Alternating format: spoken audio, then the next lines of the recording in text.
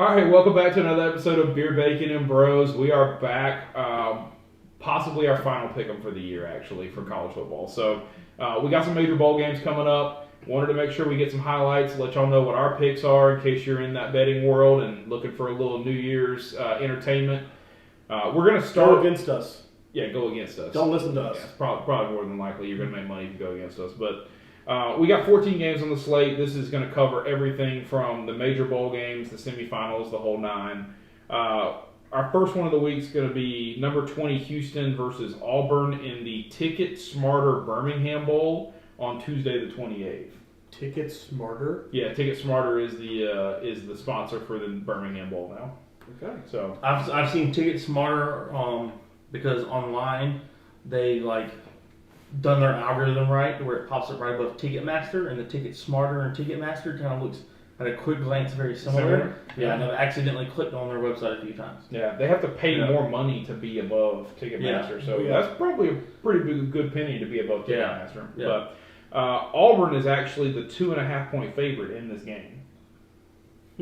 They're playing where? They're playing in Birmingham, Alabama, so obviously a little bit of a home field advantage there for Auburn. So I'm going to go with Houston on this because Bo Nix is gone. Yep. Tank Bigsby's gone. Yep. They don't have an offensive coordinator. Yep. And who else left? Somebody lost somebody else. Didn't their DC go too, or was it just Bobo? No, this is just Bobo. Okay, yeah, because those three Bobo got fired. Yeah, it wasn't really Bobo gone. Bobo Bobo got told to go. All right, I'll rephrase that. Bo Nix left or transferred. Tank Bigsby transferred. Bobo got the can. Yeah. So, because he couldn't do it, he turned them into a 6-16, 7-5 team. Well, I mean, let's be real. They're playing the SEC West. What was their real hope? Yeah, but still, I mean, they lost to us, so we can't really say much. Yeah. But yeah, so I'm going Houston. Okay, I want to take Houston as well. A lot of it was for the same reasons as you. You lose your offensive coordinator, starting quarterback transfers, number one running back transfers.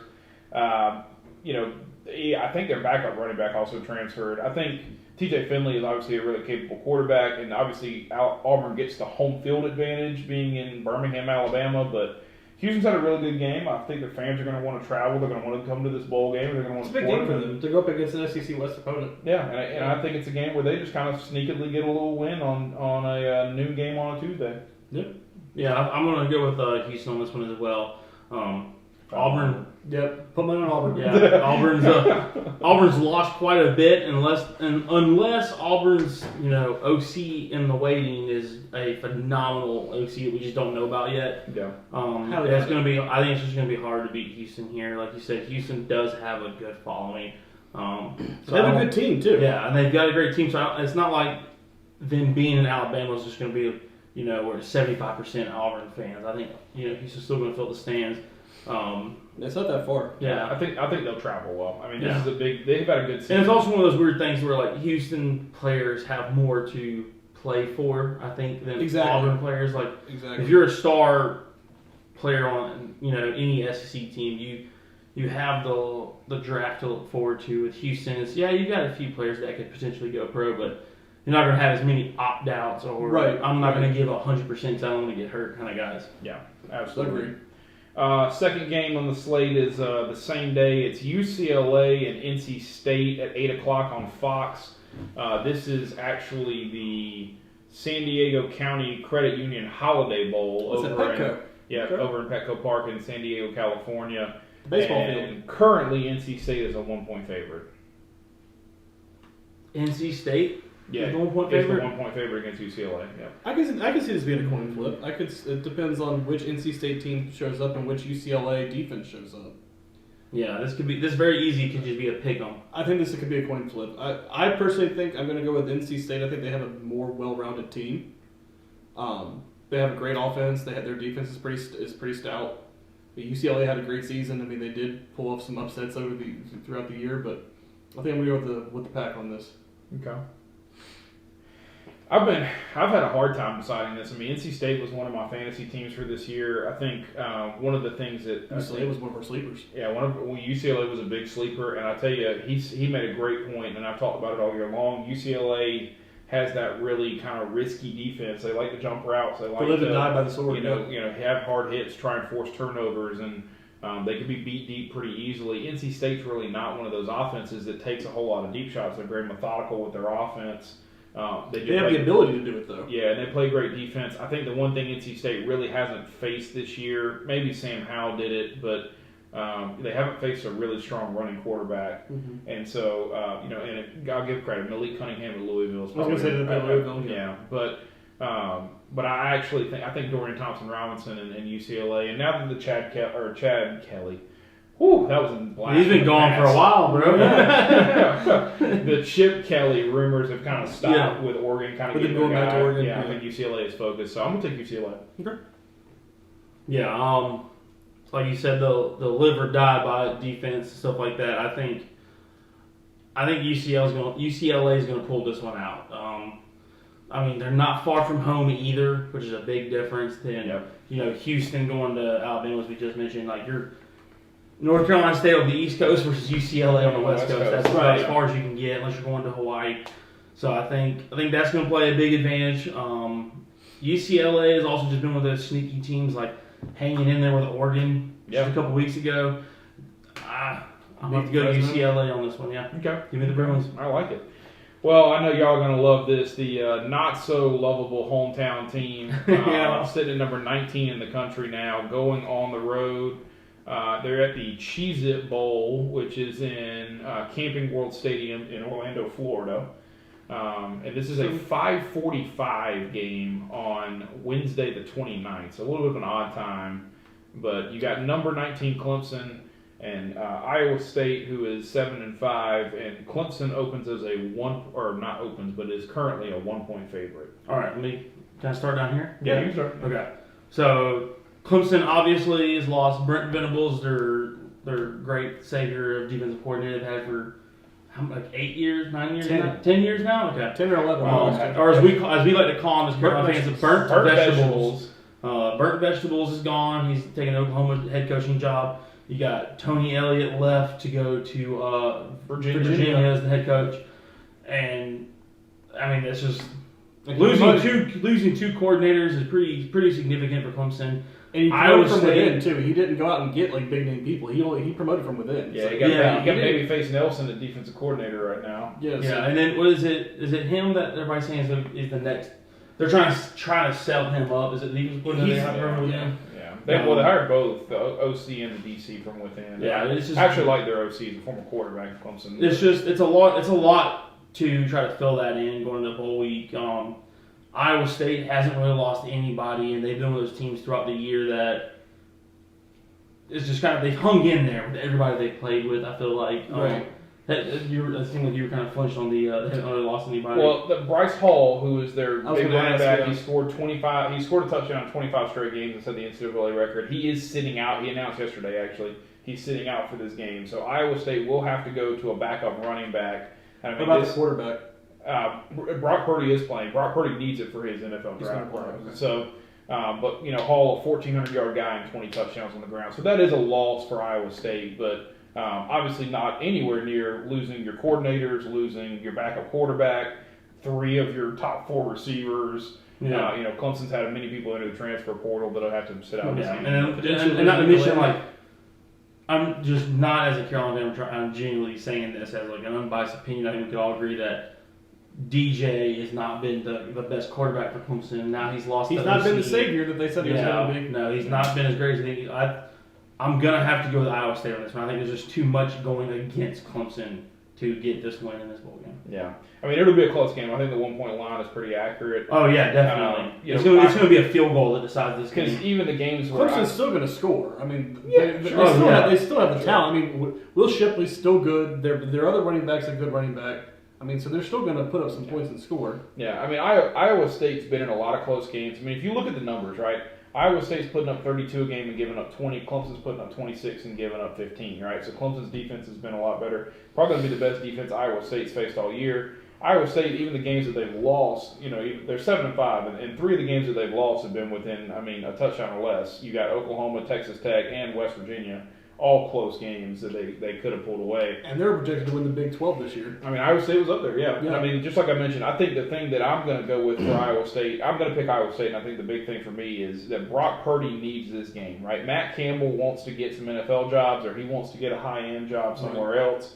He needs to win a bowl game, this big bowl game versus Clemson. Brock Purdy wants to make his NFL projections better, get him up another round or so, get him in that quarterback conversation. He's got to be better. But the guy hadn't even thrown 20 touchdowns yet this year. He's a fifth-year senior. So, Purdy's got to be better. And they got the numbers. I mean, Iowa State, 437 yards of total offense, just to Clemson's 362.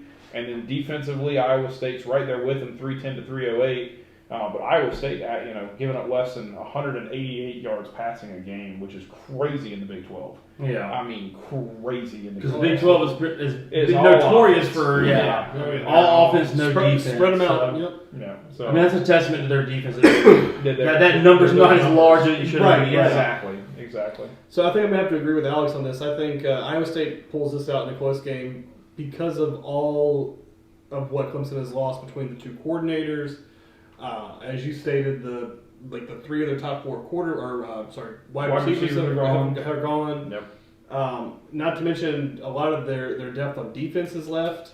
Like they lost like 2 or 3 of their linebackers, and I don't even know if Justin Ross is even going to play in this game. So I mean, he sat out for the rest of the season, so I don't know if he's going to even play in this game. He's probably going to rehab up for pros. So I mean, I don't think they're going to have much anything of offense. Yeah. And like one of the big things little thought here is Clemson's another one of those teams, like I just said earlier in this video, is that Clemson players and seniors and juniors, they're not going to have as much to play for because they're going to have the name recognition, they're going to have the team recognition. These Iowa State players, on the other hand, like you said, Iowa State's quarterback's got to go out there. He's got to have a stellar game to increase his draft stock. Like it's just there's so much more leaning towards Iowa State. There's more on the line for Iowa State than there is for Clemson. Yeah, they've got actual things to play for. Yeah. Even without Bryce Hall, I think they're still going to be able to go out there and put up some points. And we saw DJ couldn't throw the ball in Carolina on our defense. And I mean, if Iowa State's holding the Big 12 under 200 yards of passing, you ain't got to worry about it. Imagine what they're going to do to DJ, who can only look to one side of the field. You're talking about DJ who barely threw for over 250 in a single game, maybe once or twice this whole season. He's probably done it more than twice, but yeah. But he's struggled to get there. But he's still 5th in the Heisman candidate for next year. It's just the the name recognition stuff for Clemson that's gonna those important factors of just players are gonna be like, we're ego. They're gonna get that egotistical mindset. I think it's gonna bite Clemson in the butt on this one. Yeah. Well, this is going to be one that I'm kind of interested in. The night game that night at 9:15 is actually on ESPN. It's the Valero Alamo Bowl, and this is Oregon and Oklahoma, 2 big-name programs that, let's just be honest, didn't meet the expectations that I think they had for themselves this year. Oregon going to 10-3, they got blown out by Utah twice. Oklahoma losing the 2 games, should have lost to Texas, should have lost to Iowa State, should have lost to, I can't even remember who it was at this point, but they had so many games where they should have lost. You got some turnover in the coaching, obviously. You've seen Mario Cristobal leave, and Dan Lanning's coming in for Oregon.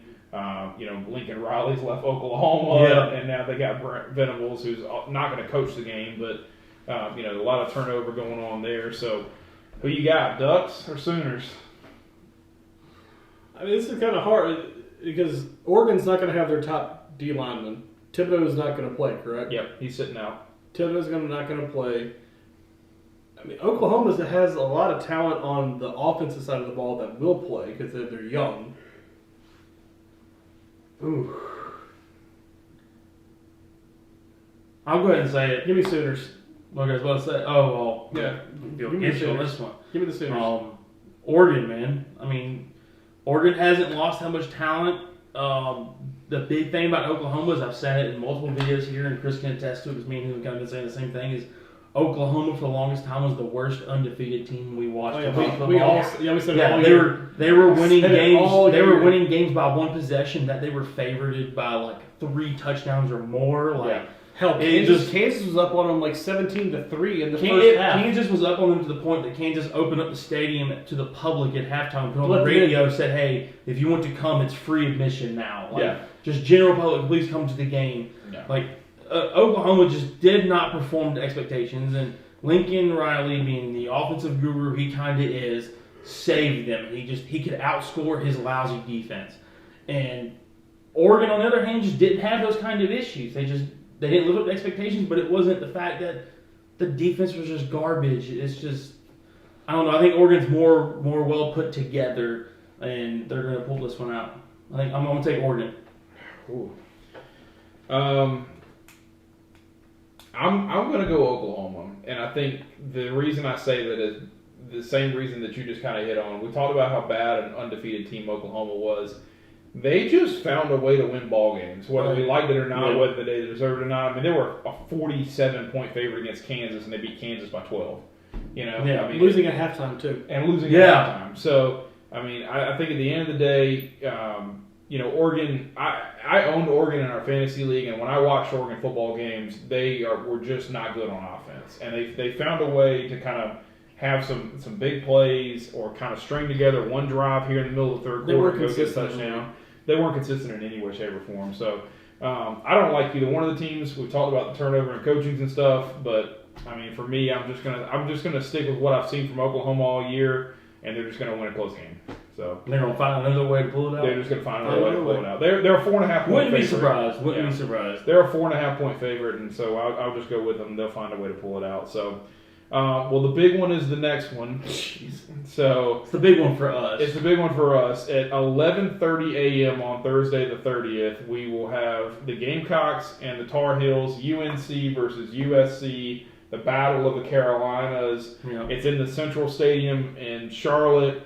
They're having one end zone. Both end zones are Carolina painted. One's the garnet, one's the Tar Heel blue. And half the stadium is going to be Tar Heel blue, and half the stadium is going to be garnet. And they're putting South Carolina fans on the south side and north side of the North Carolina fans. Yeah. So I mean, they're making a big deal about it, and I mean, I like it. I mean, I'm excited for it. So 11:30 a.m. kickoff for the Duke's Mayo Bowl in Charlotte, though. I mean, what an odd kickoff on a Thursday. It is, but I mean, I personally went to the last game that we played in Charlotte, and I was embarrassed when I left at the end of the third quarter. Yep. Because we got shut out by friggin' Virginia. Yep. And is Sam Howell playing? Yeah. Yeah. North Carolina to cover. Yeah, to cover the 9. Cover the 9. Oh. So. We're not gonna. Yeah. I mean, love Colonel Zebulaya, but he reminds me a lot of Perry Orth. Go out there with a lot of heart. Go out there and throw the ball around. And throw it to the other team. Not as much. Not as much as Perry Orth, no. But just go out there with a gunslinger mentality and just put it up there and hope somebody catches it. But yeah, give me the Heels. I think it's really interesting when you look at this game, the differences in the season for each team, right? So like South Carolina is just really thankful to be 6-6 and beat. Yeah, we were favored to win 3.5. Yeah. Yeah. I mean, also to beat Florida and Auburn at the end of the season to get to make 6. yourself pull up. Yeah. And then you look at the Tar Heels; they opened the season at 10th in the country, and they're 6-6, and they're playing a bowl game in Charlotte. Yeah, exactly, with a Heisman hopeful. So it's almost like, hey, Carolina's got nothing to lose. North Carolina's like, F it, our season's been over for weeks now. I'm sure they would have loved to beat NC State, and they almost did. But I mean, I'm really interested in that partake of it and just see like the momentum for North Carolina. Like, do their players come out and want to be here, right?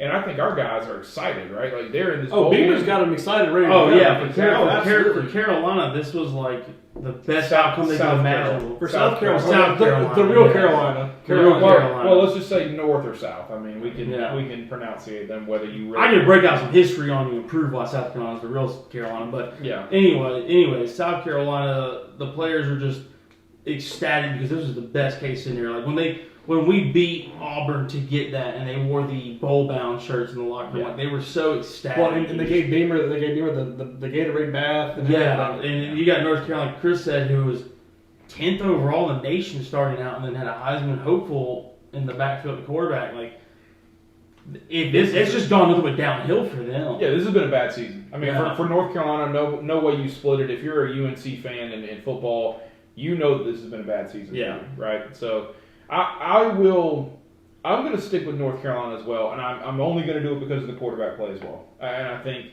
even if Sam sits out, I think that Drake, their backup, their big 5-star freshman, will be better than Zeb Nolan one way or the other. But at the end of the day, I mean, I think this is a little bit closer than a 9-point game. I think South Carolina can hang around with them. I mean, South Carolina's always good to cover. But. Yeah. So. Man, I want to be a homer and pull for Carolina. Our Carolina. Yeah, for South Carolina, the Gamecocks. And I'm going to do it. I'm going to say South Carolina by 3. I like it. South Carolina by 3. I like it. Live and die by it. There's nothing going on here. That's what we need to do. I think Zeb Nolan's going to go out there and Cops by 90 on everything? No. That's what we need to do next year. Is there's some type of punishment, like a pie to the face or like a mayonnaise bath. Let's bring it back. We had the wheel of punishment we never used. We need to bring that back. So whoever finishes worst that week has to do a wheel of punishment. I like that. So we need to bring that back. So last game that night, 7 o'clock, Chick-fil-A Bowl, which is actually kind of one of my favorite bowls because I like when they pit a big ACC opponent versus a big Big Ten opponent. So you got Pitt versus Michigan State. This is number 12 Pitt versus number 10 Michigan State. Michigan State's currently a 2.5-point favorite. Chick-fil-A Bowl's in Atlanta, obviously in Mercedes-Benz Stadium. Pitt without Kenny Pickett. Michigan State without Kenneth Walker. The two big offensive superstars on both sides. The two Heisman guys, the two guys that we've been talking about all season long making big plays. Kenneth Walker winning the Doak Walker Award and not being in the Heisman Trophy talk somehow. Let's just fucking talk about that in another video. Doesn't make any sense. Doesn't make any sense. So I think I'm going to go with Sparty on this one. Ooh. I think I'm going to go Sparty only because Pickett's not playing. I think Sparty can hang in there without Kenneth Walker because they were able to still move the ball down the field passing wise. They do have a decent receiver, who had they had a 1,000-yard receiver, 2,000, a 15-yard. That's Pitt. That's Pitt. Yeah, they still have a 1,000-yard receiver. You're looking at the Buckness Award and then the Davey O'Brien Award winner. I think Pickett was the Davey O'Brien Award winner. Best quarter. No, I think they gave that to Young. Did they? Yeah. Or did he get the Mackey? No, Mackey's something else. No, Mackey's the tight end. What's the other? What's the other? You got the Heisman. What's the award you're talking about? The Davey O'Brien Award, which is the best quarterback. Yeah, but what's the other big award? There's 3 big. Camp Award. Is that the one I'm thinking of? Yeah. It's like the best player. That's the best player or the best character. Like the MVP or whatever. No, Bryce Young won the Davey O'Brien. I thought so. If Kenny Pickett should have gotten some awards because this dude put up. Kenny Pickett was phenomenal this year. Yeah. I'm still gonna go Sparty. I'm actually going to go Michigan State too, and I'm going to take Michigan State because of the defense. I think if you're Pitt, you're coming into this bowl game, you're without a quarterback that threw 4,000 yards and 42 touchdowns, without a receiver that had 1,500 yards and 17 touchdowns. You're going to be kind of looking on offense. Pitt's defense is okay; it's not super great, and I think Michigan State, you got Mel Tucker, who's a defensive-minded guy. You got a lot of guys over there to prove, and they have the quarterback that's still in the game. I know they're without their running back, but they have the quarterback that's still in the game, so I'm going to take Michigan State as well. Yeah, as someone that's owned Michigan State all year in our college fantasy league, Yeah. I've been watching Michigan State a lot. Walker III, without him, that does hurt their offense. But as Chris said, Mel Tucker in his first year on the job has completely turned around this program. Second year, sorry, a lot of momentum. He just got the 10-year, $95 million contract extension. He's on top of the world, and I think that momentum is going to carry him across this bowl game. Michigan State's on top of Pitt at the end of the day. Like you said, Pitt did lost Kenny Pickett. Hopefully he comes to the Steelers. Let's just put that thought out there. Good vibes. Yeah, talking into existence.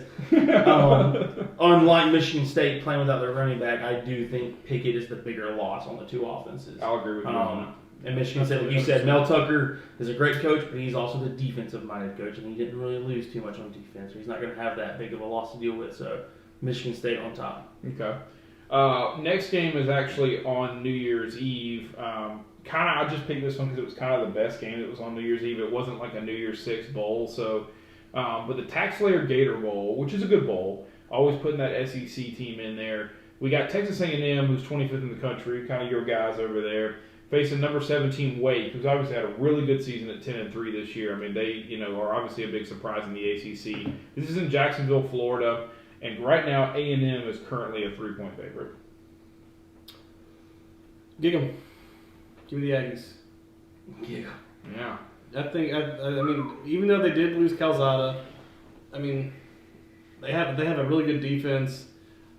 And I think you put a good defense up against Wake like Clemson did. You put that stout defense up against them. I don't think they're going to be able to really move the ball like they could against the weaker defenses. Yeah, I mean, Wake's defense has been bad this year. I mean, 423 yards of total offense, 200 in the air, 220 in the air, 200 on the ground.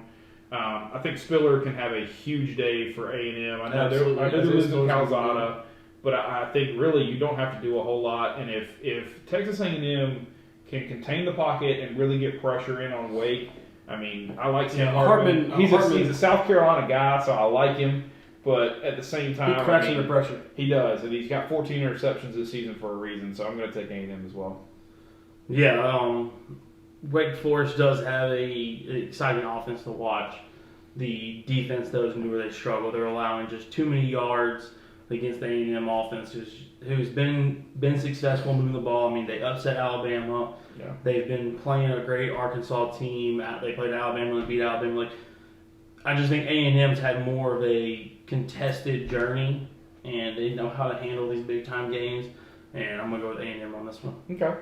Well, your boys, your sleepers, your second or third favorite team this year is in the Outback Bowl. Yeah, this is my second favorite team. They were definitely the sleepers of the year. They are the Bloomin' Onion, right? SEC's the Bloomin' Onion. SEC's the Bloomin' Onion, yeah. Yeah. So and then the other guys would be the coconut shrimp. So you got Arkansas number 21, Penn State 7-5.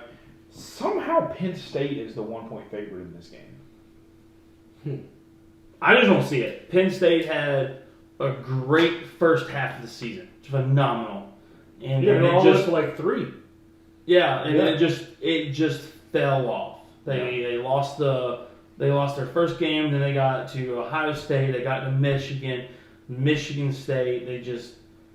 When they came to the games that mattered, they didn't come through. Yeah, they lost to Iowa. They lost the 8 overtime game against Illinois. And that game right there is what really hurt, I think. Yeah, and then you look at the 3 games that you said that mattered, right? Number 5 Ohio State, number 6 Michigan, and number 12 Michigan State. At the time, those were the rankings for them. Lost to Ohio State, lost to Michigan, lost to Michigan State. Yeah. Right.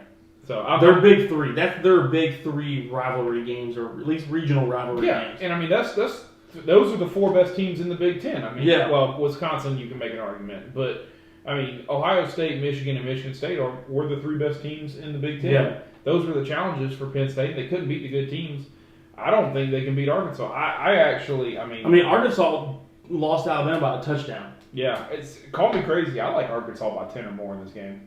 I think Arkansas is going to show out. I'm with you on this one. I think Arkansas is going to at least take it by a touchdown. The Onion is always better than the coach. It's going to be Arkansas by 2 scores. It's going to be a 2-possession game. Arkansas on top. I'm with you.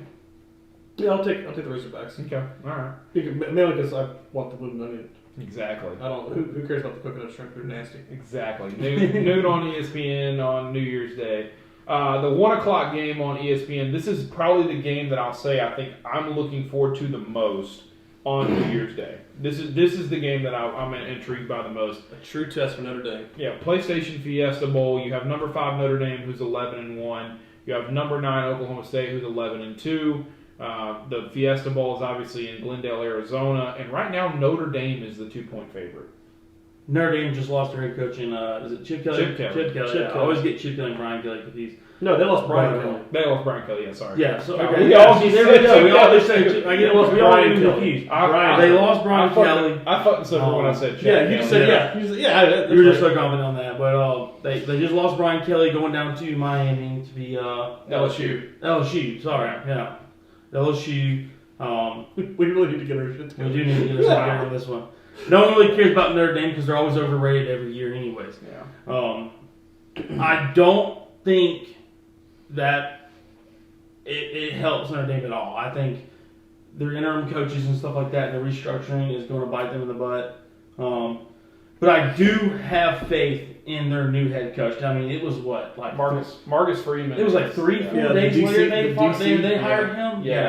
They just promoted him from DC to head coach, and I mean he's a young head coach. He's got the smarts. He's got the players behind him. He's a really good defensive coordinator. He's going to be a great CEO style head coach. I just don't know if they're going to get everything where they need to be for the bowl game. In one day. I mean, Oklahoma State's had the mullet cowboy as the head coach for Gundy. Yeah, I mean, they've had him for years. Yeah, 16 years now, maybe. Yeah.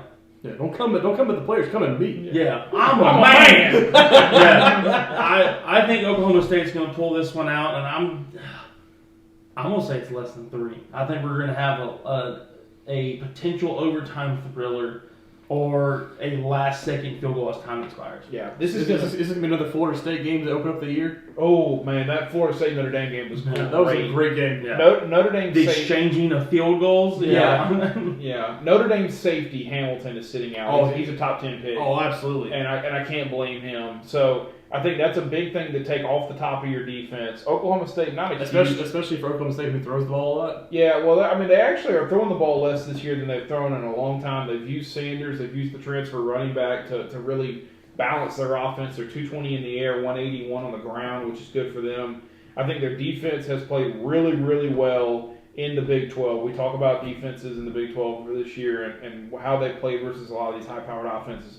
Less than 300 total yards. Less than 275 in total yards. And let's be honest, they were 6 inches from being in the playoff. They really were. They were 6. Oh, when the little last touchdown, or the last play against Baylor, they were 6 inches from being in the playoff. Yeah. So I mean, I like Oklahoma State and I like Mike Gundy. I like the consistency. I like you talked about Mike Gundy and his staff and his team. He knows who they are. They've been there. They've done that. It's not going to be not new, right? Yeah, it's not going to be the jitters and the butterflies because Coach Jeff's been there. They're going to be able to handle the players and get them back to reality. And I still stand by the fact that while I like Notre Dame, and I'm not one of those people that says Notre Dame has to join a conference. Notre Dame's always been independent their entire school football. It's effective. I like the fact that they're independent. I want them to stay independent, but we got to talk about their schedule. We have to talk about when they're playing. When Southern California's back, they're playing a good team every year, right? They played Cincinnati and they lost to Cincinnati, and that's the end of the story for them because they haven't played anybody else that's been of quality. Yeah. North Carolina's been a disappointment. I mean, you think about their last 4 games: Stanford, terrible; Georgia Tech, really not that great. I mean, and they beat Georgia Tech 55-0, by the way. Virginia just had to hire a new coach, and Navy, while they pulled out a big win against Army, went into that game at 4-8 or 3. Yeah. So I mean, at the end of the day, I mean, that's one of the. I think Notre Dame's longest standing rivalries is the Navy game. Yeah, you're talking about a military academy. That's one of your longest standing rivalries, right? Yeah. You've got to get some other good teams in there that you're consistently playing year in, year out. So give me the Cowboys. Yeah, I'm taking the Cowboys as well. All right, Oklahoma State. Yeah. You took Oklahoma State as well, right? Yep. Okay. All right, boy. We're going simultaneously on these things. It's kind of scary. Go put money on Notre Dame. Yeah. So next game up is another 1 o'clock game. This one's on ABC, the Vrbo Citrus Bowl. You got Iowa and Kentucky over in Camping World Stadium in Orlando, Florida. Currently, Kentucky is a 3-point favorite. What did their quarterback decide to do? Will Levis? Yeah, there was something about him potentially leaving. I have no idea. I don't think he's leaving. No. I think I'm still going to go Iowa on this. I think Iowa's going to be pretty... I think they're going to have a stout game. I mean, I know they're not putting up the yards that Kentucky puts up, but I think they're going to try to control the game with the run game, which is what Kentucky's going to try to do too. But I think Iowa can cause turnovers and win the turnover battle and win that game. Yeah. For me, Iowa has to win the turnover battle if they're going to win the football game. Iowa's one weakness all season has been they can't throw the football. Yeah. They can't get anybody open. They can't force deep passes. They are literally a run team, and the only way they get it, the only way they throw the ball outside of running it is trying to throw it to the running back out of the backfield. So, for me, I think I like the way Kentucky's playing football right now. Everybody came into that Louisville game trying to say Louisville was going to be the team that beat Kentucky, and Kentucky beat them by 30. So, for me, Kentucky all day. Yeah, Kentucky's been phenomenal this year. Mark Stoops, I mean, the university's put a lot of faith in him. They let him ride out some years, and he's rewarding them for it. Yeah, he's rewarding them for it. He's slowly built this program up to where they're at now, and as Chris said, the rushing game for Kentucky is really good. Iowa does have a good rush defense, so it's going to be interesting to see how it plays. I don't know. I've been a big fan of Iowa all season, but I think Kentucky's going to pull this one out. Okay. So the Children's Hospital is not going to send the good vibes on this game? Children's Hospital's not going to send good vibes on this one. I called it for the Iowa game, and it worked out, but I don't think it's going to work this one. All right, this is the afternoon game on New Year's Day, ESPN, the Rose Bowl, presented by Capital One. This is my personal favorite bowl game. It's a great bowl game. It's just so much history. The parade of roses. Exactly. Yeah, the pageantry around this There's game. just been such great games played there, Absolutely. too. I mean, so you're going to get number 11, Utah, which was the Pac-12 champion, as always, versus the Big Ten champion, which was Ohio State. Michigan. Yeah, Big Ten champion, but the runner-up, the number 2 team because for they're the in the Big playoff. Ten, because Michigan's in the playoff, is Ohio State. Ohio State's number 6 in the country. They're 10-2. Currently, Ohio State is the 6.5-point favorite. I think I'm going to take the Buckeyes on this. I think Utah's been playing very well. I mean, hell, look what they did to Oregon in 2 games in 3 weeks. I mean, they just absolutely flat out destroyed Oregon. But I think Ohio State's got a better offense than Oregon. They're more consistent. You know, that pass game that they throw out there. I mean, they've got arguably one of the best receiving cores out there besides Alabama when Alabama's healthy. So I think I'm going to take Ohio State on this. I think they found the run game that they needed, and C.J. Stroud's just lighting people up down the field. I mean, they got Olave and the freshman that's out there that's really good too. I'm going to let you go because I want to see your opinion. Okay. I mean, Ohio State's been great except for losing to Michigan and I would say a stunner. And no one was expecting that. No. You know, what was it, 45-27? 42-27. 42-27, yeah. Yeah, after what they did to Michigan State. But they crushed Michigan State. Embarrassing outing for Michigan State. They rolled through Purdue, who was the upset machine throughout the year. Yeah, they upset everybody.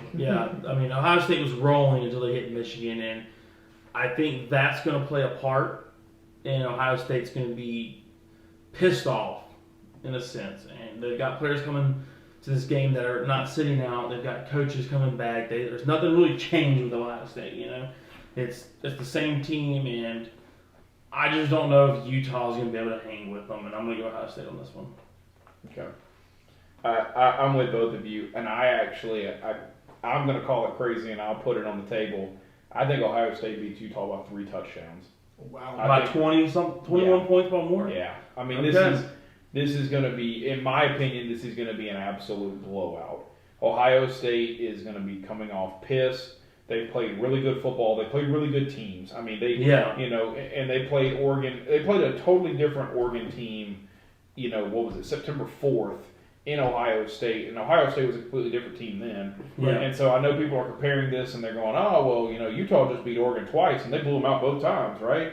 But completely different teams in September than in November, right? And for me, I mean, Utah's got to feel good. They got to be really happy that they won the Pac-12. Absolutely. But Utah's they're riding high, but Ohio State's just riding pissed. The only exactly. Yeah, and the only answer for not making the playoffs for Ryan Day is go blow the ever living crap out of Utah in this Rose Bowl game. Yeah, that's what happened a couple years ago. Who was it? TCU. When TCU was up there like 5 or 6? Who did they play a couple years ago? And it ended up being like an absolute great game because both teams just laid it all out there. It was like one of the first years they had the playoff. You remember the game I'm talking about? No, I don't. TCU was like 5 or 6. And they played. I think it might have been Iowa. They just played each other in a bowl game and just absolutely dominated them, beat the dog shit out of each other because they were pissed off that they weren't in the. Both teams were equally frustrated. Yeah. All right.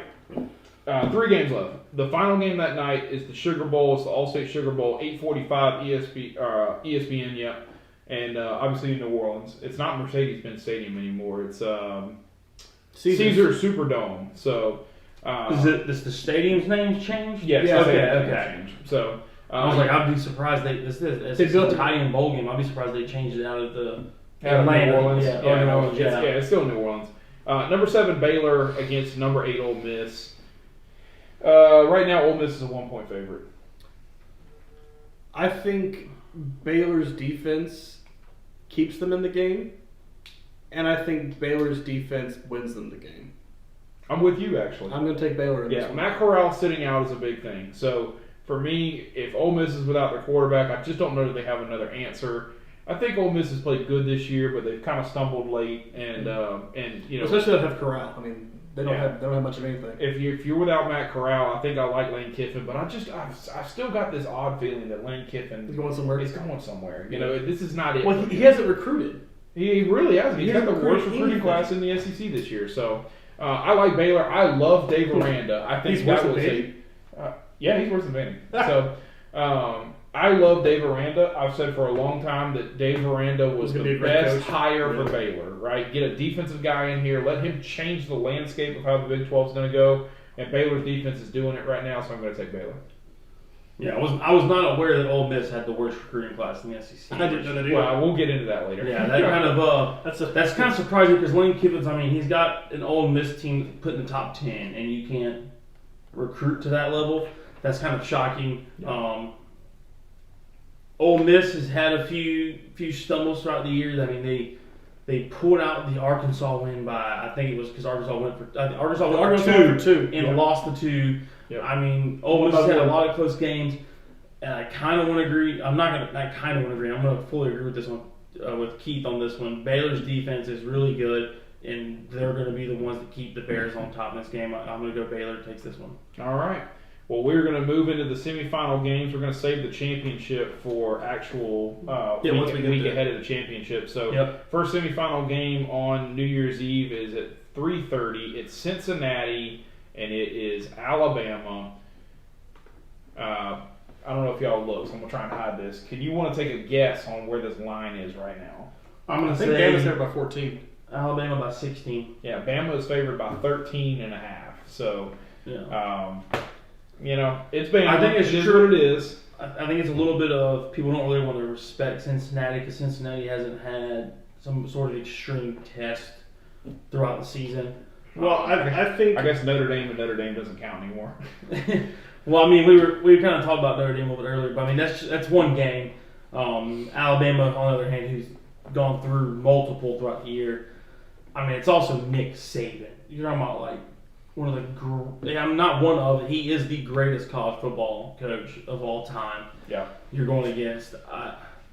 I want Cincinnati to win this game with every core of my so much. Yeah, just like every little atomic structure part of me wants Cincinnati to win this game because I want the playoffs to expand and I want to see an at-large or group of 5 team win this.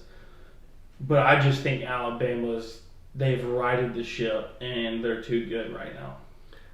As Bryce Young and all them, they're playing. They're going to play. Yeah, that's Alabama all day. Yeah. I think Cincinnati hangs with them in the first half because Bama is one of those teams that does a lot of adjustments during the course of the game and halftime and everything. They kind of early pick at you, kind of feel how you're going to react. So they take their little quick jabs, figure out where you're going, figure out how you're going to counter, what you're going to do, and then second half comes around, haymakers all day long. So Bama wins this. I think Bama covers. I think they're going to go out there and they're going to prove. They're going to make a statement. I mean, they don't really have to prove. They don't have to prove themselves, but I think they're going to go out there and make a statement. And I mean, Cincinnati hangs with them in the first half, but I think Alabama comes out and just lights it up in the second half. I like where you're at. I actually, and I think this game can go one of two ways. If Bama comes out and scores 2 touchdowns before we can blink, this game is over.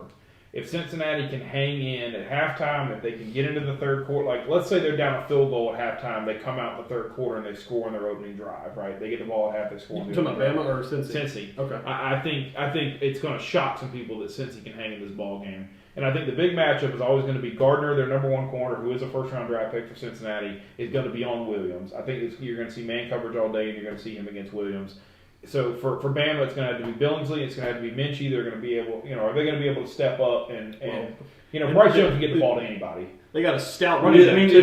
This is also essentially the same Cincinnati team that almost beat Georgia last year. Exactly. In Year 6. And I think that's why I'm a little astonished that it's a 14-point line. I wouldn't have been surprised at a 10.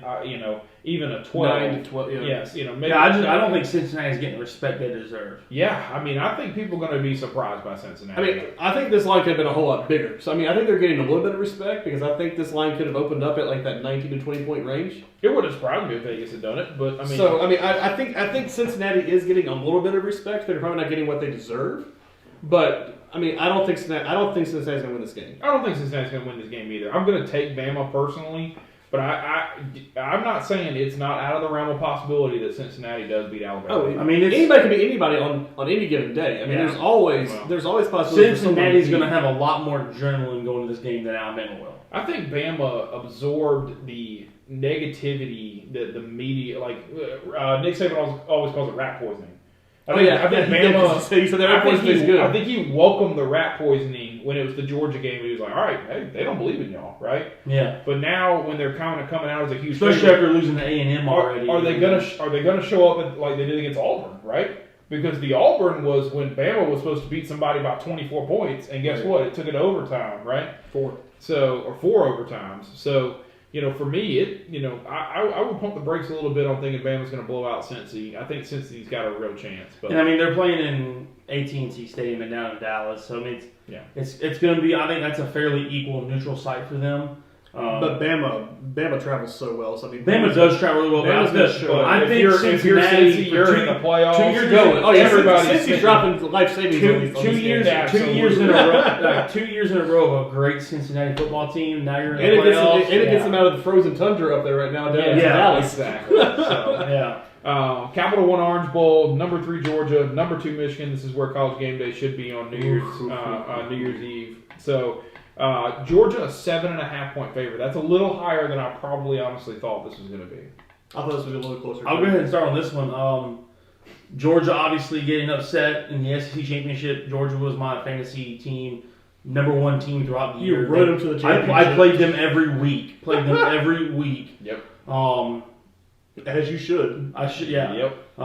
Was it Stetson Bennett's been ruled out for this game? No, JT Daniels been ruled out for this game. Well, I don't know if he's been ruled out yet, but he's out right now with COVID, so he's not getting. Okay, he's got time to come back. He's not getting any of the prep or anything right now. Yeah, it'll be Stetson Bennett, I think. Anyways. It'll be. They've been riding Stetson anyways. They've been riding Stetson as a starter. A lot of Georgia fans have hated the Stetson call over JT call, and then you got.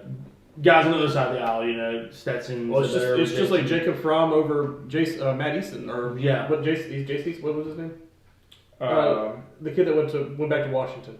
Yeah, if you wouldn't have said it, Easton's the right last name. Yeah, but yeah, it was Jacob Eason. Jacob Eason. Yeah. It was Jake Fromm. It was Jacob Fromm. Jake Fromm and Jacob Eason. It was Jacob Eason. Okay. Yeah. I mean, it's that same thing. One definitely has the better talent as far as like the arm goes, but the other one was just more of a game manager So you've got that going on with Georgia right now in the QB room.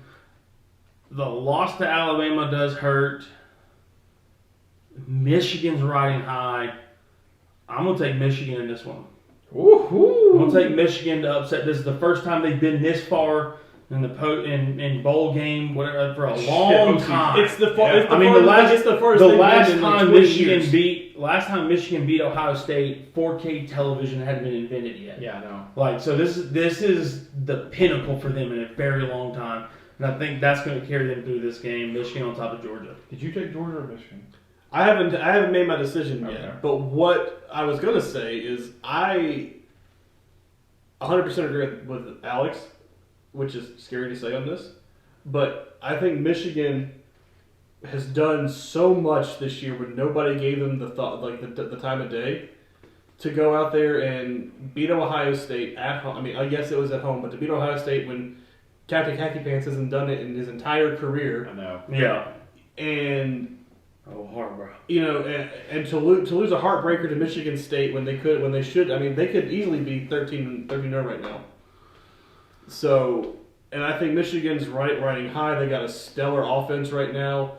McNamara's looking really good. Their running back's looking good. I mean, he's moving the ball down the field. They have that stud defensive lineman who's going to put pressure on Bennett all day, and play contain. Hutchinson, is that his name? Yeah, that's his name. Give me Big Blue. Okay. And you're going Michigan with me? Give me Big Blue. Man, we got 2 Michigan so far, Chris. I've had 3 people tell me that Michigan's going to beat Georgia outside of y'all, and I'm going to tell you something. I think that Georgia, they got their teeth kicked in by Alabama. There's no shit. Oh, absolutely. I mean, it is. Oh, they got handled. It is what it is. But I think Georgia's known that this was their season. I mean, this was it for them. Like, if they're going to win an national there is no next championship, year. you know, if you're going to be the team that, you know, with Clemson down, Bama was losing so much, and then, you know, they took the early loss in the season with Texas A&M. Ohio State was having a lot of turnover, and obviously they're out of the playoffs. You know, if somebody else besides those three was going to win a national championship, it was going to be Georgia. And I'm not saying that Georgia's going to beat Bama in game 2. We'll get to that when we need to get to that. But for me, I actually think that Georgia will pull this win off. I think Michigan has faced some easier teams. They lost to Michigan State. They did pull the close game. They did pull the big win against Ohio State. I'll give them that. Iowa was nobody. Michigan loves to run the football. What has Georgia's defense been great against all season long? The run, right? At 81 yards a game is all they're giving up. And, I mean, literally 9.5 points a game. And it was 5.7. Yeah, it was Bama until Bama dropped 40. You know? So, for me, I actually think that when you put the two against each other, I mean, Michigan has a guy that's got 20 rushing touchdowns as their running back, right? And Georgia has just been so good against the run. And it's a different defensive style than what they typically see in the Big Ten. So, for me, I'm going to settle with what I trust. And I trust Georgia to control the game, play good defense, and score enough points to win the ball game. You thought that against Bama, though, too. Well, Bama threw all over them, so. McNamara's a good quarterback. Yeah. I mean, Chris got a point. I mean, Georgia's defense was averaging less. Their points allowed on defense was lower than what, like, their defensive touchdowns were. Like, their defense was scoring more touchdowns than they were giving up throughout the season. No, I know. That's insane. I mean, I do think Michigan is a good team that is kind of like Cincinnati, is not being really respected. And I mean, Harbaugh's gonna. I think he's got a lot riding on this one, and he's gonna be able to lead. He needs it. Yeah, he needs it. I mean, the adrenaline is flowing through Michigan right now. Yeah. Just to get to the playoffs and beat Ohio State. Hell, just to beat Ohio State, he's got his job locked for another 5 years. Yeah, so, job security on Ohio State win. Maybe. Well, for next year at least, for certainly. So. Yeah. They're not getting rid of Captain Khaki Pants. He's going to stay there for a while. I know. So, all right, and that is the, I guess, bowl pick'ems is what we'll call it. So the New Year's 6 and plus bowl pick'ems from the Beer, Bacon, and Bros.